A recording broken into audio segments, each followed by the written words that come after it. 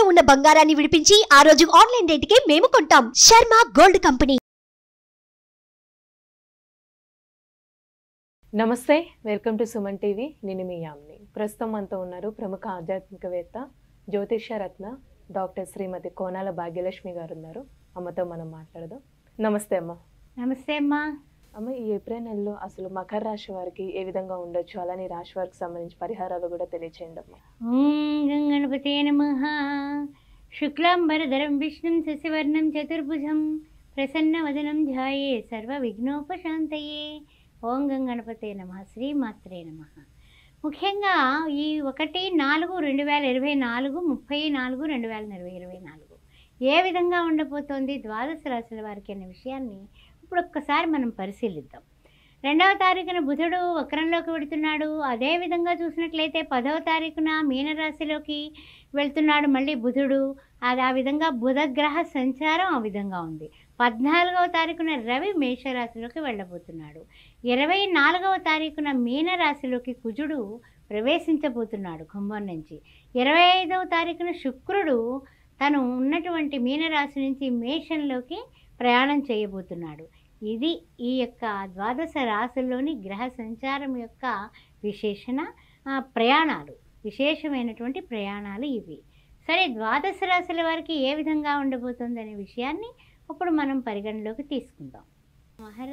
మకర రాశి వారికి ముఖ్యంగా ఈ ఏప్రిల్ మాసంలో శని కుజులు చూస్తేనేమో రాశ్యాధిపతి కుజుడితో కూడి ద్వితీయంలో ఉండడం, తృతీయంలో చూస్తే రవి రాహువు శుక్రుల సమాగం, అదేవిధంగా చూస్తే 4th హౌస్లో గురు బుధుడు. అయితే బుధుడు వక్రగతిని 2వ తారీఖున వెళ్ళడం, ఇవన్నీ జరుగుతూ ఉన్నాయి. అయితే చూసినట్లయితే కనుక మనకి అన్ని విధాల కొన్ని విషయాల్లో 9th హౌస్లో ఉన్న కేతువు వల్ల ఆధ్యాత్మికంగా కొంచెం ఏదైనా దైవ దర్శనాలు అవి చేసుకునేటటువంటి వైనం కనపడుతుంది. తర్వాత చూసినట్లయితే కనుక మనకి గోచార చంద్రుడు చూస్తే మకర రాశి వారికి 12th హౌస్లో కనపడుతున్నాడు. అందువల్ల కొన్ని విషయాలలో కొంచెం ఆలోచన అనేది ఉంటుంది. వీళ్ళకి ఆలోచనలు సక్రమమైనటువంటి మార్గంలో పెడితే అన్ని విధాలా యోగదాయకంగా ఉంటుందని చెప్పవచ్చు. అయితే మకర రాశిలో ఉన్నటువంటి ఉత్తరాషాఢ 2, 3, 4 పదాలు, ఆ తర్వాత చూసినట్లయితే కనుక ఉత్తరాషాఢ 2, 3, 4 పదాలు, శ్రవణ నక్షత్రం, ఆ తర్వాత ధనిష్ట ప్రథమ ద్వితీయ. ముఖ్యమైనటువంటి విషయం ఏంటంటే కొన్ని విషయాల్లో ఏంటంటే ఇతరులు ఆంతర్యాలు గుర్తించుకోకుండా ఒంటెద్దు బండిలాగా మీరు ప్రవర్తన ఉంటే మీరే ఇబ్బంది పడతారు. ఎందుకంటే నేను వెళ్తున్నాను, నేనే రాజుని, నేనే మోనార్కుని అంటే కనుక పప్పులో కాలేసినట్టే. అందరూ మనకంటా తెలివైన వాళ్ళే. తెలివి తక్కువ వాళ్ళు అనుకోవడం మీ తెలివి తక్కువతనం కింద వస్తుంది అన్నమాట. అందువల్ల కాస్తంత ఇతరులకి వెయిట్ ఇచ్చి ముందుకు వెళ్ళడం అనేది చెప్పదగిన సూచన, మొట్టమొదటి సూచన. రెండవది ఏమిటంటే కనుక చిన్న అనారోగ్య సూచనలు కనపడుతున్నాయి. జాగ్రత్తగా ఉండండి. ఆరోగ్యం భాస్కరాదిచ్చేత్ సూర్యభగవానుడికి నమస్కారాలు చేసుకుంటూ ఉండండి.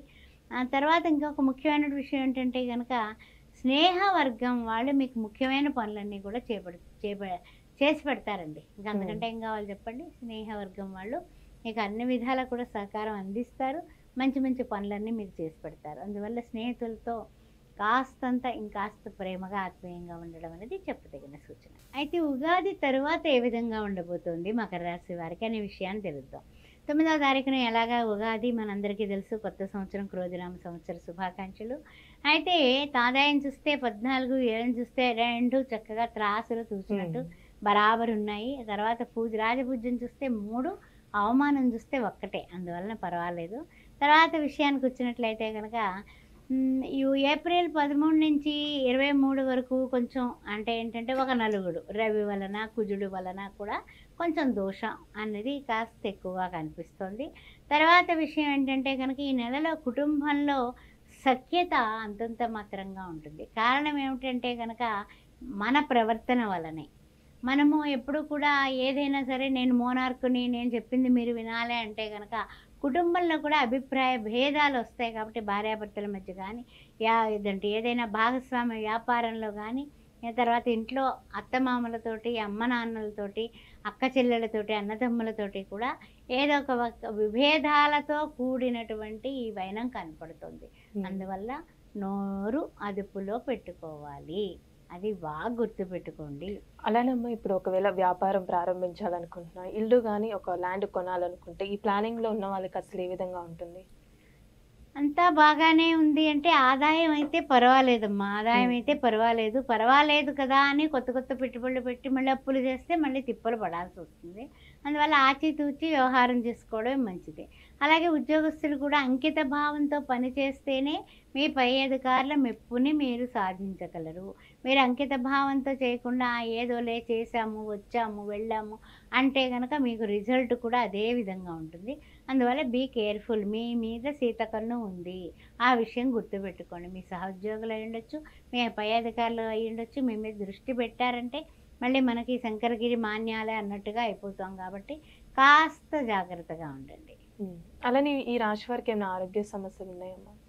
ఈ రాశి వారికి చెప్పాలంటే కనుక కొంచెం ఆరోగ్యం పెద్దగా తేడా ఏం లేదు, బాగానే ఉంది. అయినప్పటికీ కూడా కొన్ని విషయాల్లో మనం గతంలో చేసినటువంటి పొరపాట్లు చేయకుండా, గతంలో చేసినటువంటి వాటికి నాలుగు ఖర్చుకుని మనం బాధపడినటువంటి సన్నివేశాలు గుర్తు చేసుకుని అవి తిరిగి రిపీట్ కాకుండా చూసుకోవడం అనేది చెప్పదగిన సూచన.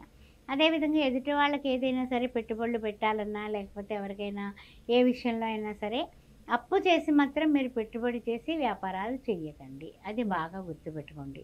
తర్వాత మానసికమైనటువంటి చింతలు అయితే కనుక మిమ్మల్ని వెంటాడుతూనే ఉంటాయి. వివాహాది శుభకార్యాల విషయంలో కానీ, లేకపోతే ఏదైనా కొనాలన్నా, అమ్మాలన్నా, అమ్మేయాలా అని ఆలోచిస్తారు. కొన్నాము, డబ్బు సర్దుబాటు కావటం లేదని ఆలోచిస్తారు. అలాంటి చింతలు అయితే మీకు కనిపిస్తున్నాయి. కుటుంబంలో కూడా కొంచెం ఏంటంటే కనుక మాదిరిగా ఉంది సామరస్యత. అందువలన మీరు ముందు ఏకవాక్య పరిపాలన మీ ఇంట్లో వచ్చేలాగా చూసుకోండి. ఆ తర్వాత అన్ని ప్లాన్లు వేయండి, సక్సెస్ అవుతారు. కానీ కొంచెం కష్టపడాలి. అలానే రాశి వారికి అసలు ఎలాంటి పరిహారం అంటూ చేసుకోవాలమ్మా? తప్పనిసరిగానమ్మా విద్యార్థులు కూడా చక్కగా చదివి ముందుకు వెళ్ళాలంటే అసంతృప్తమైనటువంటి మధ్య రకమైన చదువులు చదవకండి. పూర్తి విన్ అవ్వాలనే చదవండి. ఆ విషయం గుర్తుపెట్టుకోండి. ఈ రాశి వారు చేసుకోవాల్సిన పరిహారాలు చెప్పాలంటే కనుక ఒకటే గుర్తుపెట్టుకోండి. మకర రాశి వారిది, మకర రాశి అంటేనే శని క్షేత్రం. ఈ శని భగవానుడు అనుగ్రహం కావాలి, ఇంకా ముందుకు వెళ్ళాలి. ఏలినాటి శని దోషం కూడా ఈ మకర రాశి వారికి ఈ సంవత్సరం కూడా నడుస్తోంది, ఇంకా పూర్తి కాల.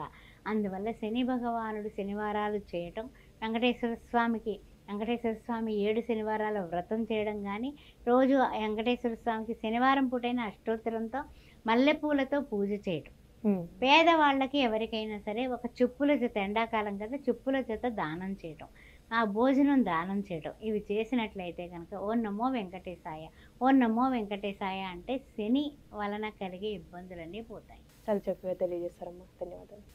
ఓం శ్రీమాన్. సుమన్ టీవీలో మీ పర్సనల్ అండ్ బిజినెస్ ప్రమోషన్స్ కోసం కింది నెంబర్కి కాంటాక్ట్ చేయండి.